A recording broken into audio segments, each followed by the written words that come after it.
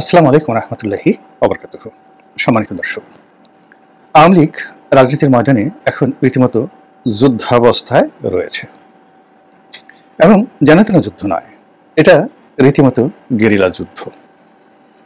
Guerrilla যুদ্ধ বলছে এই কারণে যে তারা বর্তমান যে পরিবেশ পরিস্থিতি, এই পরিবেশ পরিস্থিতির জন্য গা ঢাকা দিয়েছে অনেকটা তালেবানের কায়দায়। দ্বিতীয়ত, তাদের লক্ষ কোটি যারা কর্মী এবং সমর্থক রয়েছে, তারা জনারণ্যে জনগণের মধ্যে এমনভাবে মিশে গেছে, এখন আসলে আমরা বুঝতে পারছি না যে কোনটি আওয়ামী লীগ, কোনটি জামাত, কোনটি হেফাজত আর কোনটি বিএনপি। অর্থাৎ খুবই সুকৌশলে অর্থ দিয়ে, টাকা দিয়ে অবনত হয়ে তারা, সাধারণ যারা নেতাকর্মী, তারা এই জনগণের যে স্রোত, জনগণের যে ভিড়, জনগণের যে অরণ্য, সব জায়গাতে মিশে গেছে।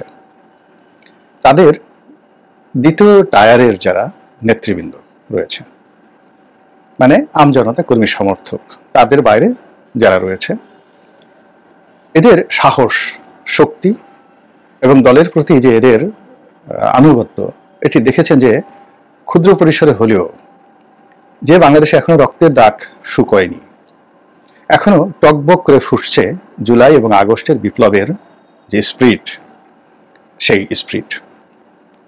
এখন শেখ হাসিনা বিরোধী সকল শক্তি ইতিহাসের সবচেয়ে সুন্দরতম অবস্থানে রয়েছে।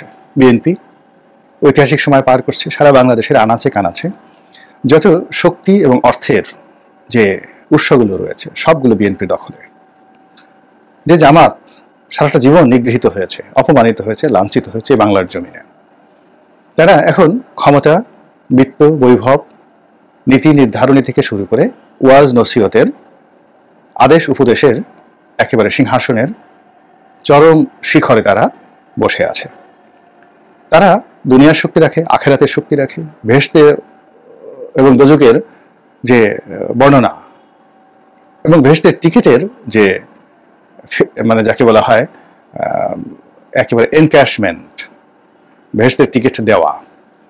শুধু তারা নয়, তাদের সঙ্গে সঙ্গে অন্যান্য যারা বেহেশতের টিকিট দেয়, তাদের সবার সঙ্গে তাদের এরকম একটা ঐক্য, এই ঐক্য জামাত প্রতিষ্ঠিত হওয়ার পর কখনো হয়নি।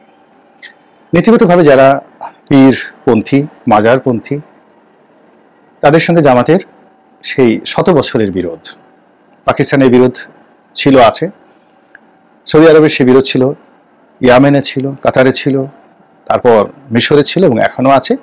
কিন্তু অদ্ভুত, বাংলাদেশে পীরপন্থী এবং মাজারপন্থী যে সকল রাজনৈতিক শক্তি রয়েছে, সে সকল রাজনৈতিক শক্তির সঙ্গে এখন তাদের দহরম এবং মহরম সম্পর্ক।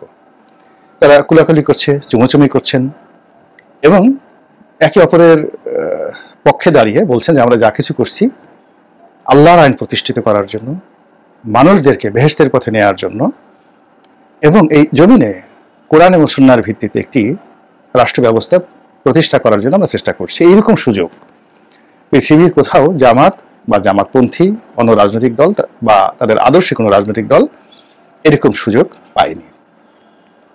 এরপর তাদের যারা আমির, তাদের যারা উমরা, তাদের যারা আমিরুল মুমিনিন হওয়ার স্বপ্ন দেখেন, তারা এতটা আত্মবিশ্বাস নিয়ে ছুটোছুটি করছেন, চলাফেরা করছেন, এই দৃশ্য আমরা কখনো দেখিনি। এরপরে ছাত্র জনতা আছে, যারা মব সৃষ্টি করে, তারা আছেন। এরপরে সমাজের যে সকল লোক রয়েছে, যারা সবসময় সুযোগের সন্ধান নেন, কখনো আওয়ামী লীগের পক্ষে হাতুড়ি বাহিনী হয়, কখনো বিএনপির পক্ষে সেই পিস্তল বাহিনী হয়, কখনো জাতীয় পার্টির পক্ষে চাকু বাহিনী হয়। তো এই মানুষগুলো এই সময়টাতে সবাই ঐক্যবদ্ধভাবে আওয়ামী লীগকে খুঁজছে মারার জন্য। ঠিক সেই সময়টিতে তারা হুট করে ৩২ নম্বরে উদিত হয় আওয়ামী লীগের, ছাত্রলীগের, যুবলীগের কিছু লোক।